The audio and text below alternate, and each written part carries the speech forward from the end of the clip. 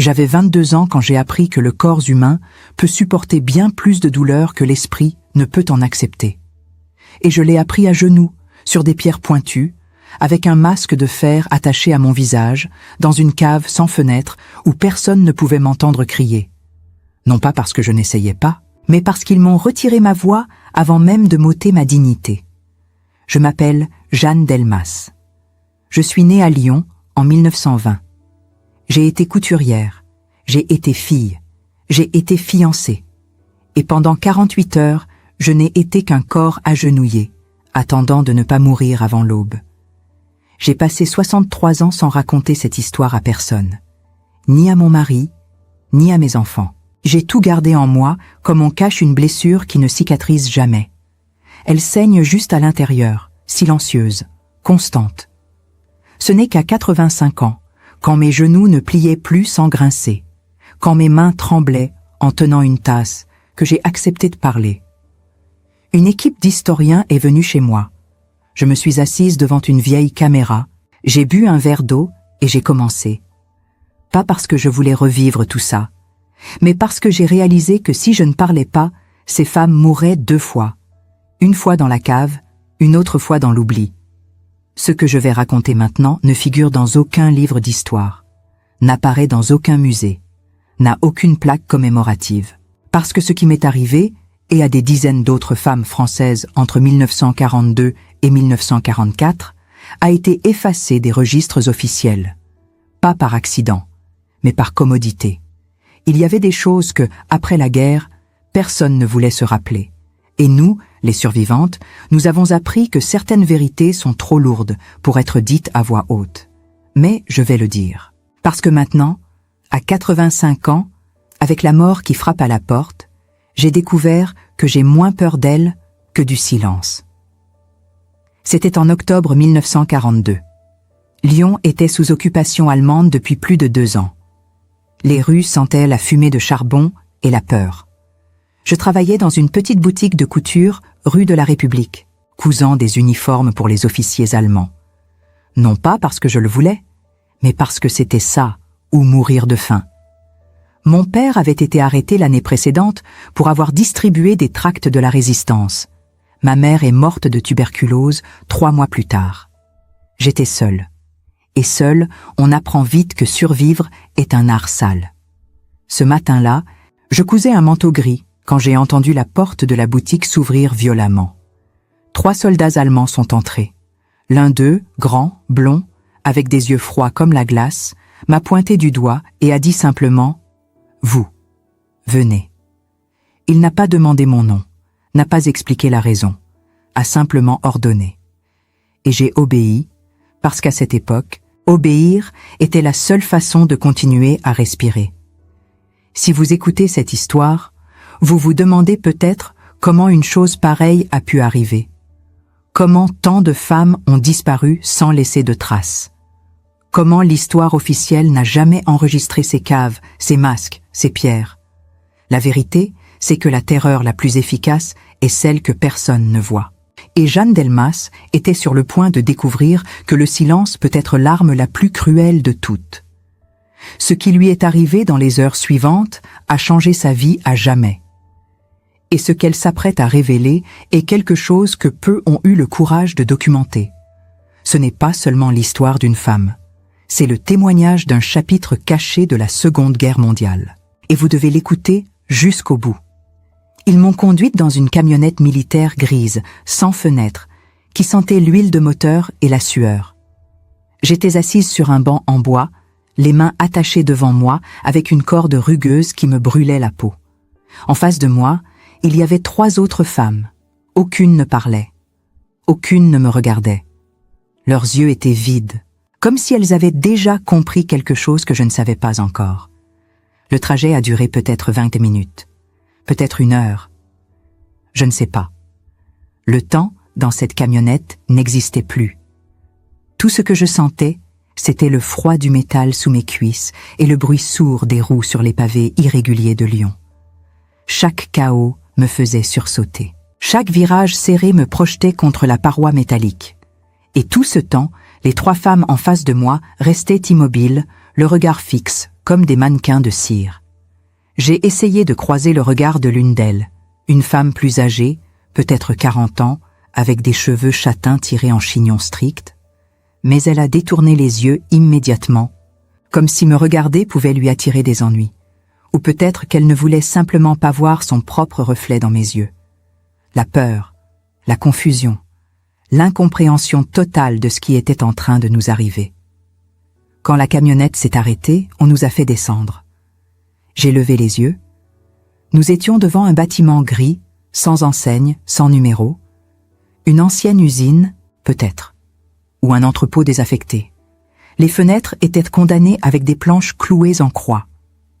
La porte était en fer massif, rouillée par endroits, avec une poignée en métal noir. Et autour, il n'y avait personne, pas de voisins, pas de témoins. Juste un terrain vague parsemé de mauvaises herbes et de débris de briques. Le quartier lui-même semblait abandonné. Plus loin, je pouvais distinguer les cheminées d'une autre usine, mais elles ne fumaient plus. Tout était silencieux. Même les oiseaux semblaient avoir déserté cet endroit. C'était comme si ce bâtiment était un trou noir dans la ville, un lieu que même Lyon avait oublié. Un soldat m'a poussé dans le dos. Pas violemment, mais avec une fermeté qui ne laissait aucune place à l'hésitation. J'ai franchi la porte. À l'intérieur, ça sentait la terre humide, le moisi, et quelque chose d'autre que je n'arrivais pas à identifier. Quelque chose d'organique, de pourri, comme de la viande oubliée, ou des vêtements trempés laissés trop longtemps dans l'obscurité. Le couloir était long, étroit, éclairé par une seule ampoule nue qui pendait du plafond au bout d'un fil électrique effiloché. La lumière était jaunâtre, faible, créant plus d'ombre qu'elle n'en chassait. Nos pas résonnaient sur le sol en ciment fissuré. Devant moi, une des femmes trébucha. Le soldat qui la suivait la rattrapa par le bras et la remit debout sans un mot. Elle continua à marcher, la tête baissée. J'ai remarqué les murs. Ils étaient des couverts de taches sombres, de l'humidité probablement, mais dans cette lumière, on aurait dit du sang séché. Des fils électriques pendaient ici et là. Des morceaux de plâtre s'étaient détachés, révélant la brique rouge en dessous. C'était un lieu qui avait été abandonné depuis longtemps, puis réutilisé pour quelque chose que personne ne devait voir. Et puis, au bout du couloir, il y avait un escalier. Un escalier en bois qui descendait dans le noir absolu. Les marches étaient usées, certaines grinçaient sous le poids des soldats qui nous précédaient. Une odeur encore plus forte montait de ce sous-sol, terre, moisissure et cette puanteur indéfinissable qui vous prenait à la gorge. Je me souviens avoir pensé « Si je descends ces marches, je ne remonterai jamais ». C'était une pensée claire, nette, comme une certitude qui s'imposait à moi. Mais je n'avais pas le choix. Le soldat me poussait, et moi, je descendais. Marche après marche, vers le sous-sol, vers quelque chose que mon esprit refusait encore d'imaginer. Les marches étaient au nombre de 16. Je les ai comptées. 16 marches qui séparaient le monde des vivants de cet enfer souterrain. À mi-chemin, j'ai senti l'air changer. Il devenait plus froid, plus lourd, chargé d'humidité. Ma respiration est devenue visible dans la pénombre, de petits nuages blancs qui s'échappaient de ma bouche. Quand je suis arrivé en bas, j'ai vu. Il y avait une grande salle rectangulaire, peut-être 15 mètres de long sur 10 de large, éclairée par 2 lampes à pétrole posées sur des caisses en bois. La lumière était tremblante, projetant des ombres dansantes sur les murs de pierre brute. Le plafond était bas, soutenu par des poutres en bois noircies par l'âge et l'humidité. Des gouttes d'eau suintaient par endroits, formant de petites flaques sur le sol. Et ce sol était couvert de pierres. Pas des pierres lisses, non. Des pierres pointues, irrégulières, comme celles qu'on trouve dans les rivières ou les carrières. Certaines avaient des arêtes vives, d'autres étaient arrondies mais présentaient des angles abrupts. Elles avaient été disposées là intentionnellement, je le voyais bien. Pas jetées au hasard, mais arrangées pour couvrir toute la surface de la salle comme un tapis de torture. Et au milieu de cette salle, il y avait déjà une dizaine de femmes, toutes à genoux, toutes immobiles. Et toutes portaient la même chose sur le visage, un masque en fer. C'était un dispositif simple, mais terrible. Un cadre métallique qui entourait toute la tête avec une plaque devant la bouche maintenue par des sangles en cuir épais. La plaque était perforée de petits trous, juste assez pour respirer, mais pas assez pour parler, pas assez pour crier. Le métal était sombre, probablement de la fonte ou de l'acier brut. Les sangles étaient serrées derrière la nuque et au sommet du crâne. Quand on portait ce masque, on devenait muette. Et dans ce sous-sol, le silence était la règle absolue. Les femmes agenouillées ne bougeaient pas. Certaines avaient les mains posées sur leurs cuisses. D'autres les gardaient jointes devant elles, comme en prière. Leurs vêtements étaient sales, froissés. Certaines avaient des déchirures dans leurs robes. Une d'entre elles avait du sang séché sur sa jambe. Je ne savais pas depuis combien de temps elles étaient là. Des heures, des jours. Leur corps était raide, figé dans une position qui semblait contre nature. Un officier allemand, je me souviens encore de son visage, carré, dur, avec une cicatrice qui descendait de la tempe droite jusqu'à la mâchoire, s'est approché de moi. Il portait un uniforme gris impeccable, avec des décorations sur la poitrine que je ne pouvais pas identifier. Il tenait un masque dans ses mains gantées de cuir noir. Il l'a placé sur mon visage, sans un mot, avec une précision mécanique, comme s'il avait fait ce geste des centaines de fois. J'ai senti le métal froid contre ma peau, froid comme la glace. Cela m'a fait sursauter, mais je n'ai pas osé bouger. Les sangles se sont resserrées derrière ma tête. J'ai entendu le bruit du cuir qui glissait dans les boucles métalliques. Clic, clic, serré, encore plus serré. La plaque s'est plaquée contre ma bouche et mon menton. Et soudain, je ne pouvais plus ouvrir la bouche. Je ne pouvais plus parler. Tout ce que je pouvais faire, c'était respirer par les petits trous. Et respirer, c'était déjà douloureux. L'air entrait difficilement, comme si je devais forcer mes poumons à fonctionner. Puis il m'a conduite vers le centre de la salle. Il a montré les pierres d'un geste de la main. Et il a dit, en français, avec un accent épais mais parfaitement compréhensible, « Vous restez ici, à genoux, jusqu'à ce qu'on vous dise de vous lever. Si vous bougez, vous serez puni. Si vous tombez, vous serez traîné dehors. Compris ?» Je n'ai pas répondu. Je ne pouvais pas. Le masque m'en empêchait. Mais j'ai hoché la tête, un petit mouvement, juste assez pour montrer que j'avais compris. J'ai regardé les autres femmes. Elles étaient immobiles comme des statues de pierre. Certaines avaient les yeux fermés. D'autres les gardaient ouverts, fixant le vide devant elles, comme si elles s'étaient déconnectées de la réalité. Et moi, lentement, j'ai plié les genoux. Je me suis agenouillé. Au début, ça ne faisait pas si mal. Les pierres étaient froides, dures, mais supportables. Je me disais, je vais tenir. Ce n'est qu'une question de temps. Ils vont se lasser. Ils vont nous relâcher. Mais le temps, dans ce sous-sol, n'était pas mon ami. Après 10 minutes, j'ai senti les premières douleurs, des picotements dans les genoux, comme des aiguilles qui commençaient à s'enfoncer.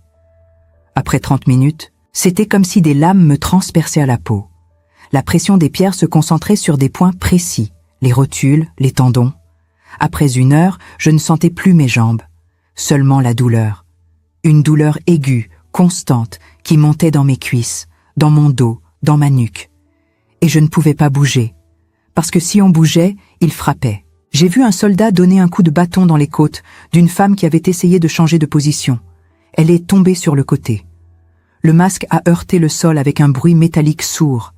Elle n'a pas crié, elle ne pouvait pas, mais j'ai entendu sa respiration paniquée à travers les trous du masque.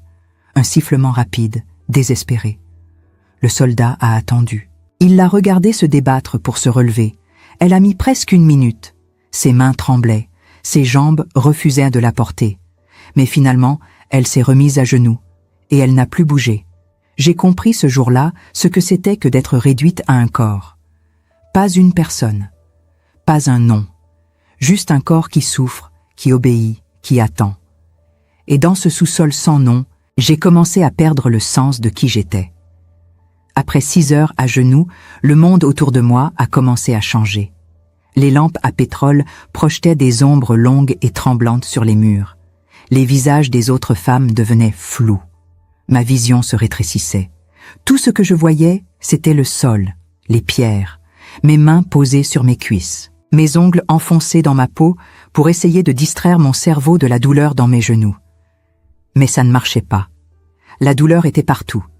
Elle irradiait. Elle pulsait. Chaque battement de mon cœur envoyait une nouvelle vague de souffrance dans mes jambes.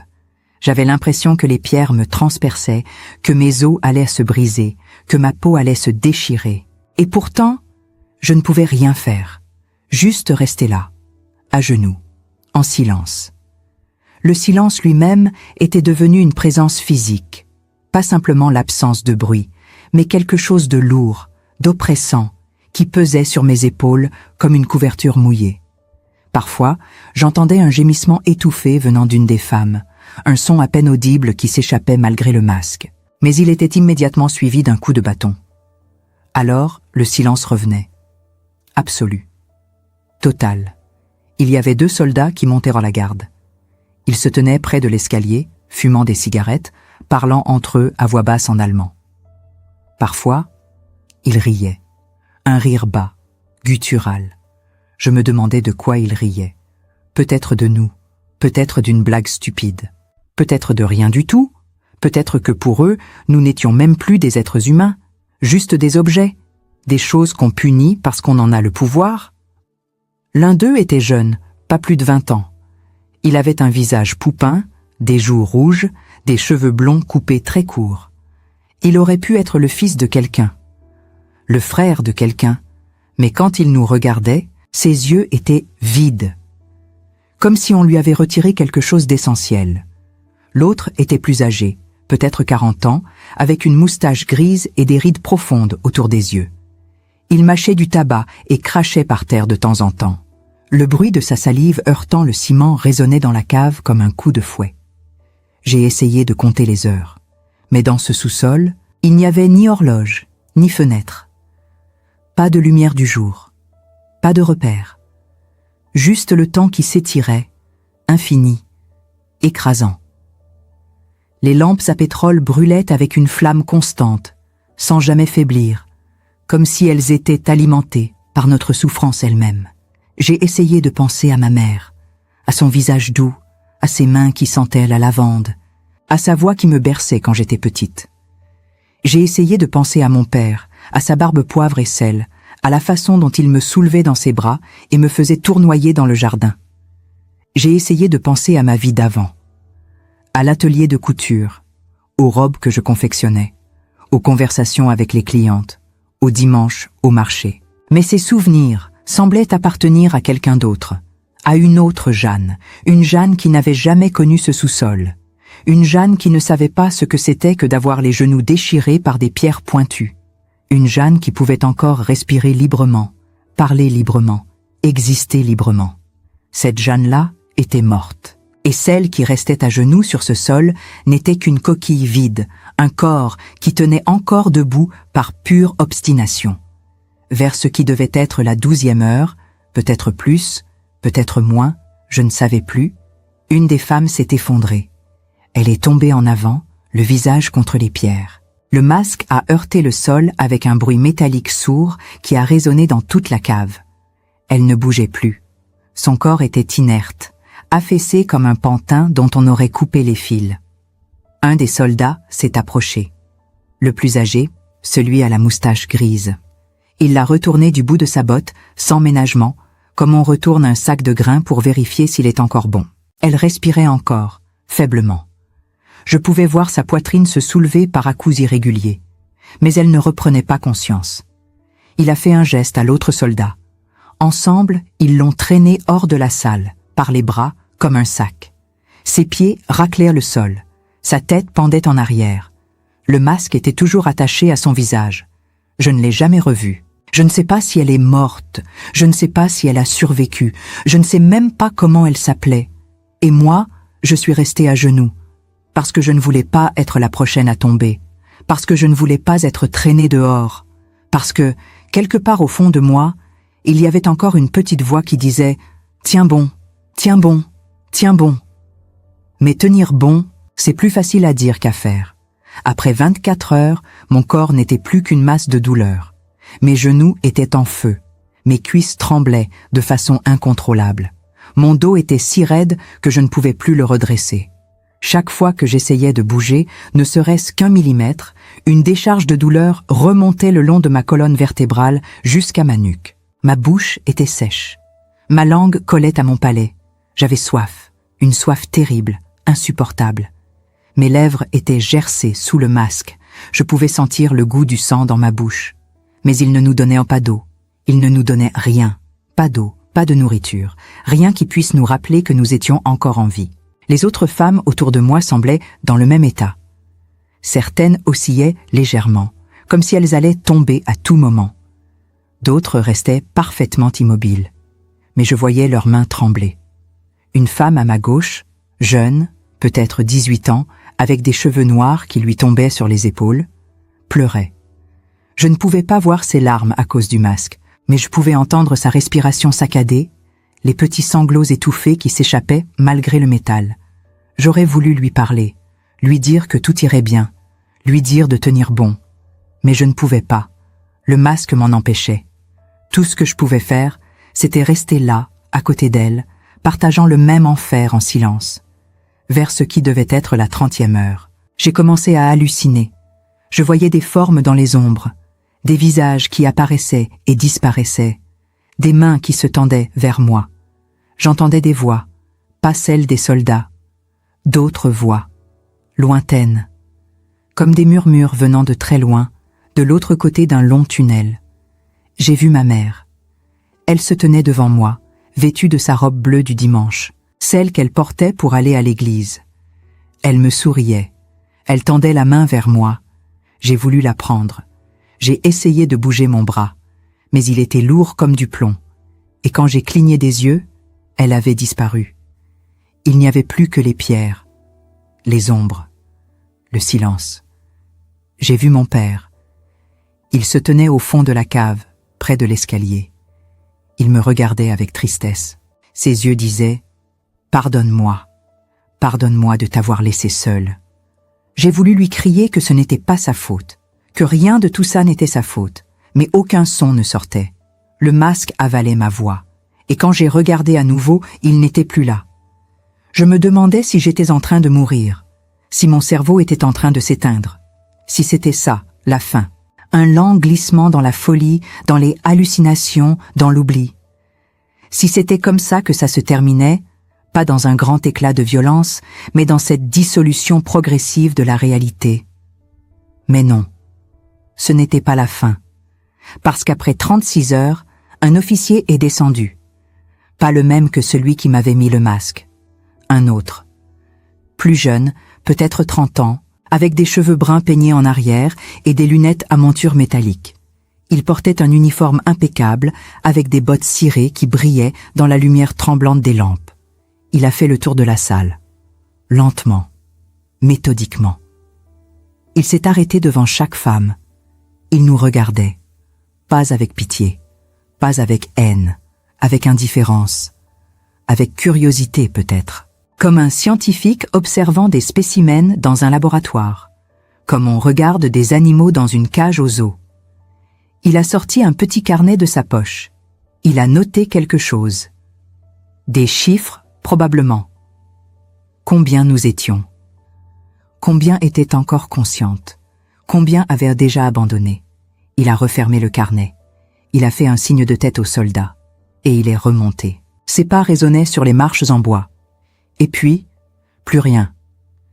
Et nous, on est restés, à genoux, sur les pierres, dans le silence, comme si nous n'existions pas, comme si nous n'avions jamais existé.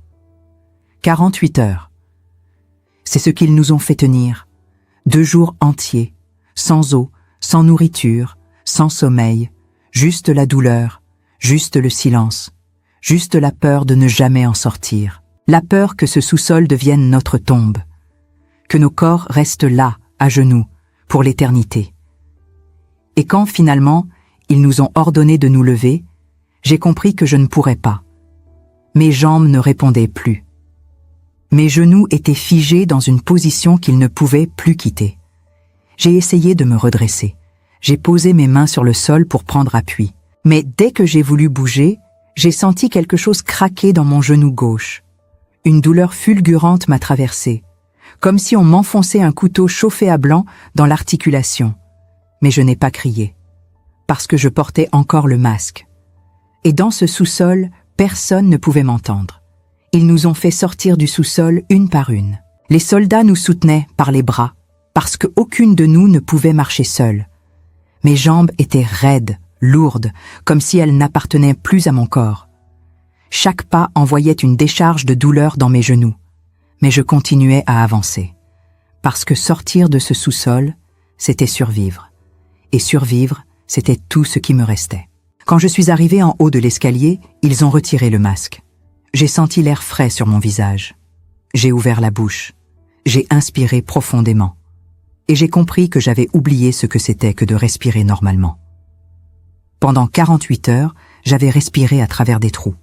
Maintenant, respirer sans le masque me faisait presque mal. Comme si mes poumons ne savaient plus quoi faire de tout cet air. Ils nous ont mises dans la même camionnette grise. Nous étions 7.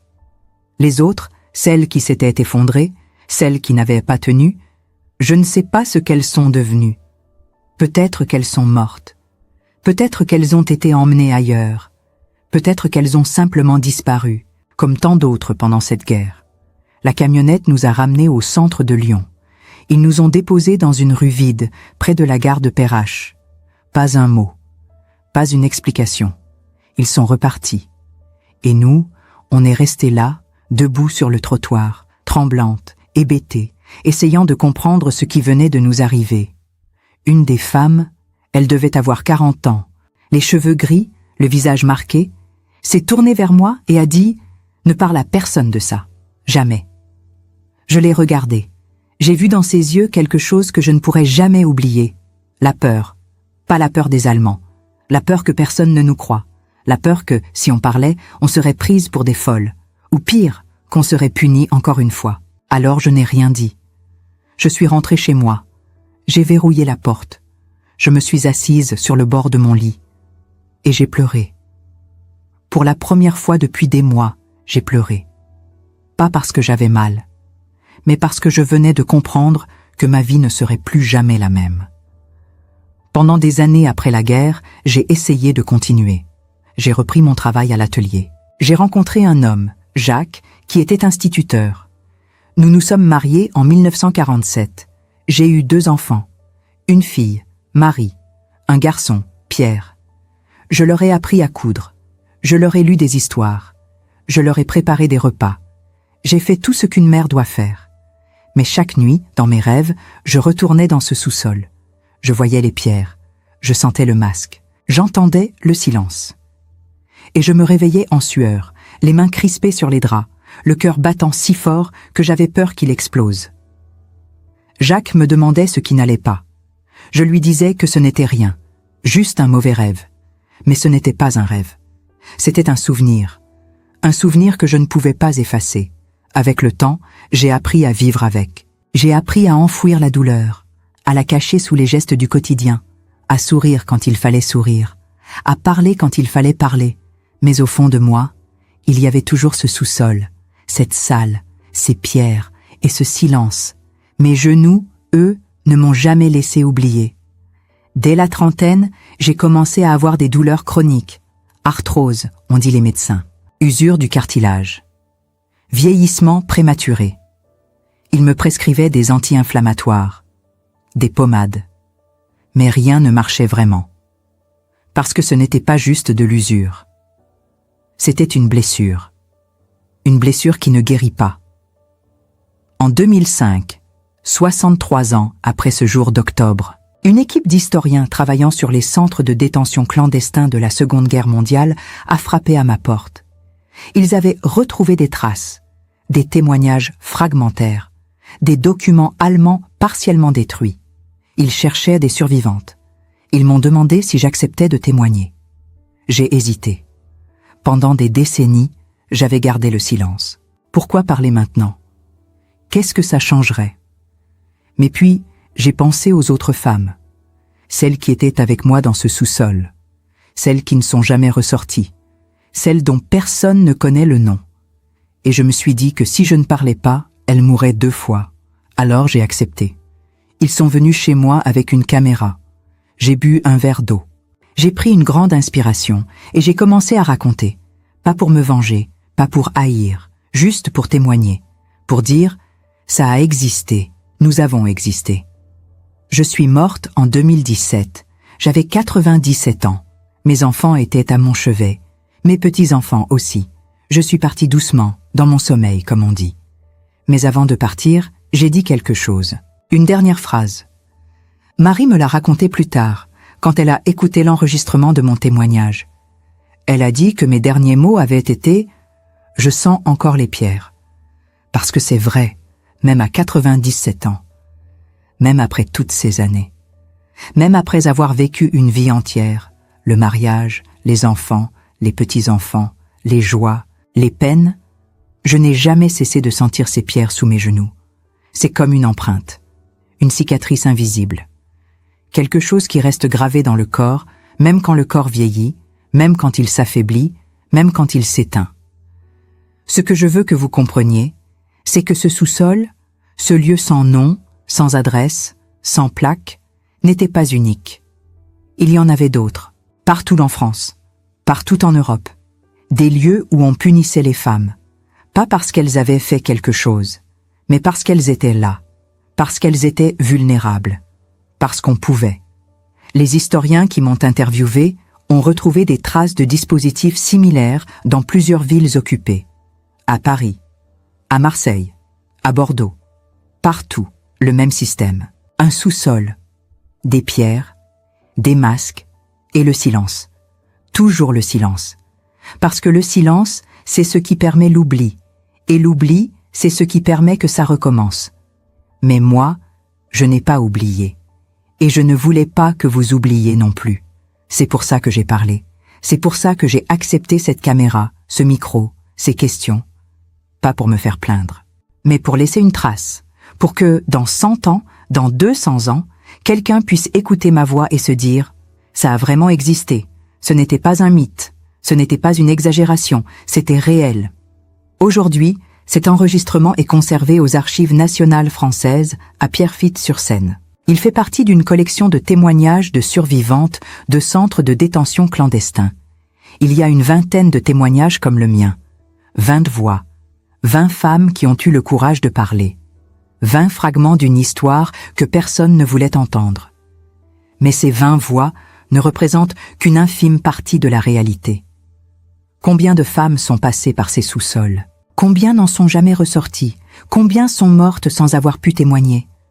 Nous ne le saurons jamais. Parce que ces lieux n'étaient pas enregistrés. Parce que ces pratiques n'étaient pas officielles. Parce que, après la guerre, personne ne voulait en parler. Moi, j'ai survécu. Mais je n'ai jamais vraiment quitté ce sous-sol. Il m'a suivi toute ma vie. Dans mes cauchemars, dans mes douleurs, dans mes silences. Et même maintenant, après ma mort, il est encore là. Gravé dans ma voix, dans ce témoignage, dans ces mots que vous êtes en train d'écouter. Alors je vous pose une question. Pas pour vous culpabiliser, pas pour vous accuser, juste pour vous faire réfléchir. Combien de sous-sols comme celui-là existent encore aujourd'hui? Pas nécessairement avec des pierres et des masques, mais des lieux où on brise les gens, où on les réduit au silence, où on efface leur dignité. Et combien de voix ne seront jamais entendues? Moi, j'ai eu la chance de parler, mais tant d'autres ne l'auront jamais.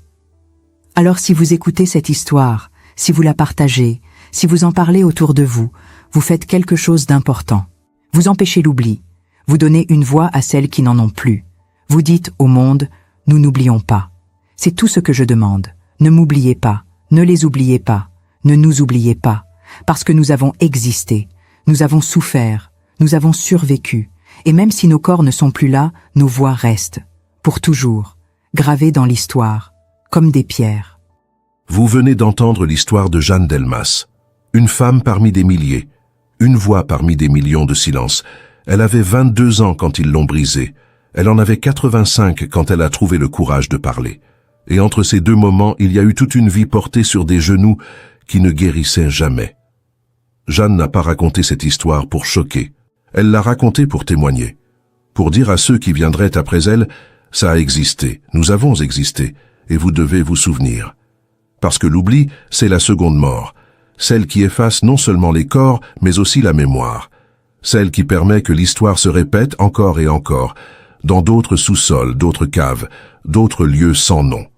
Aujourd'hui, en écoutant ces mots, vous devenez les gardiens de cette mémoire. Vous êtes ceux qui peuvent empêcher que Jeanne, et toutes les femmes comme elle, disparaissent définitivement. Chaque écoute, chaque partage, chaque commentaire est un acte de résistance contre l'oubli. C'est une façon de dire « Je vous ai entendu, je ne vous oublierai pas ». Si cette histoire vous a touché, si elle a réveillé quelque chose en vous, de la colère, de la tristesse, de l'incompréhension, ou simplement de l'humanité, alors laissez une trace de votre présence. Écrivez d'où vous écoutez ce témoignage. Dites-nous ce que vous ressentez. Partagez vos réflexions. Parce que chaque commentaire est une pierre que nous posons ensemble pour construire un monument de mémoire. Un monument que personne ne pourra détruire. Abonnez-vous à cette chaîne si vous croyez que ces histoires doivent continuer à être racontées, que les voix des oubliés méritent d'être amplifiées, que la vérité, aussi dure soit-elle, doit toujours avoir une place. Votre soutien permet de préserver ces témoignages, de les rendre accessibles, de les transmettre aux générations futures qui, peut-être, ne croiront pas qu'une chose pareille ait pu arriver. Aimez cette vidéo si vous pensez que Jeanne méritait d'être écoutée, si vous pensez que son courage, après 63 ans de silence, mérite d'être honoré. Un simple geste, mais qui dit « Ton histoire compte. Ta douleur n'a pas été vaine.